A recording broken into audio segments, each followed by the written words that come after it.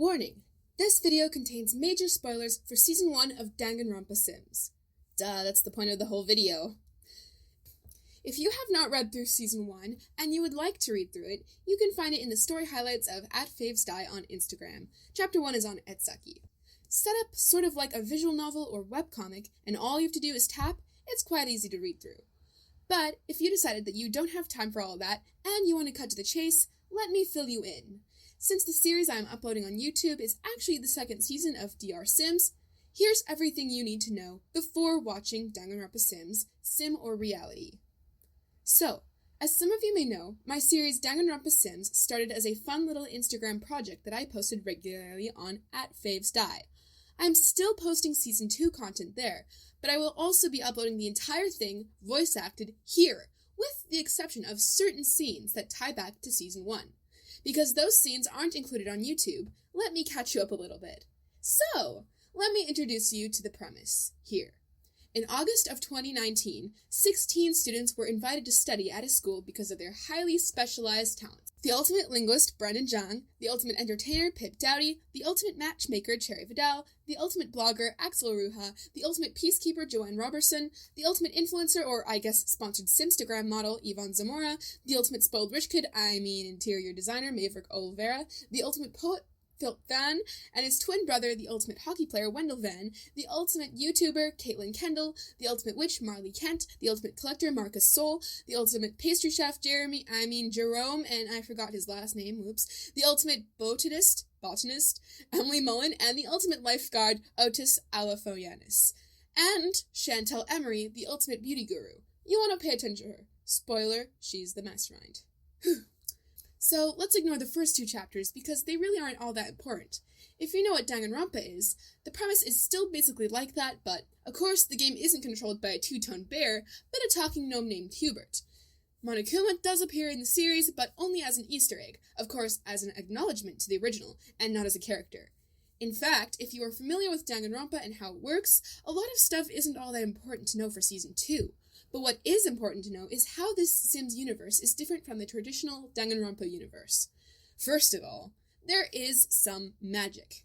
If something is possible in The Sims 4, it is possible in this universe. And I'm including all the packs when I say this, except for University, because I don't have that one. Vampires exist, and so do mermaids, fairies, witches, ghosts, and even talking gnomes. Everyone knows these things exist, or at least some people do. Depends where you go. Secondly, there is a place mentioned a few times in Season 1 called Sunset Valley. During the killing game, Cherry Vidal decides to pick up a book called The Myth of Sunset Valley. It describes a made-up place where people supposedly act quite strangely, and many mysteries have surrounded it. A couple other characters, including Chantel Emery, mention that they have met someone from Sunset Valley, though they have never been there themselves. This is something that is never quite wrapped up, and the mystery of Sunset Valley has yet to have been solved. For those that have played The Sims 3, you may remember the town Sunset Valley, and perhaps you might even recall that its timeline is set quite a bit back from its predecessor. My own lore surrounding this town does not stray from what we know about its past, but consider this a sort of alternate universe as far as what the future of Sunset Valley is. The Sims 4 does that anyways. Pushing that aside, we also have the third and most pivotal element of the series, driving the rest of the plot from here on out. The Plum Bob. Now, if you've played any Sims game, you'll know what a plumb bob is and what it does. It indicates that whatever sim you're playing is the one under your control. In this, it is much more. Sims who initially think of themselves as just regular humans living in their regular world break the fourth wall a bit as they discover this incredulous object. The plumb bob, which has its own special properties, has unbelievable power. The power to control others, to bring life, to destroy it, and much more.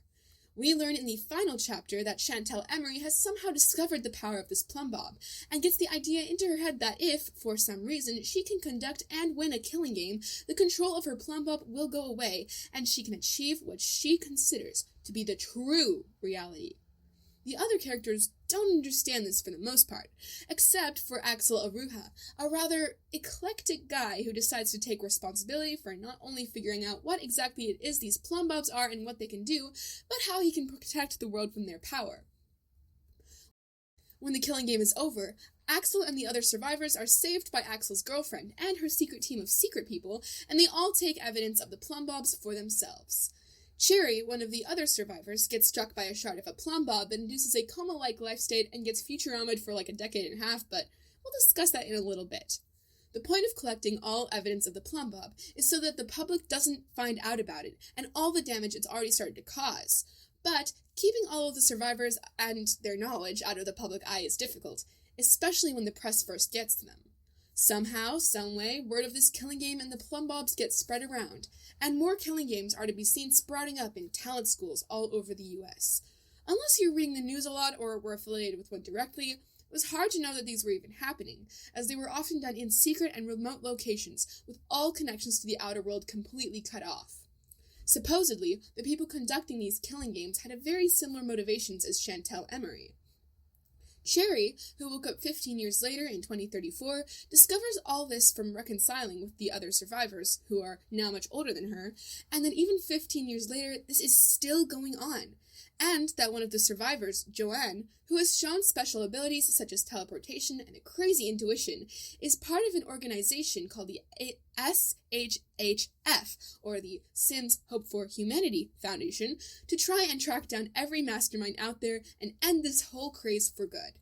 There's a lot more to it than that, but none of that was discussed in Season 1, or in the Season 2 prologue, so the full extent of this epidemic will be revealed more and more as we get to know our Season 2 cast.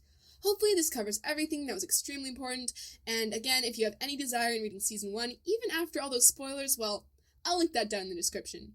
Thanks for watching, everyone, and enjoy Season 2, Danganronpa Sims, Sim or Reality.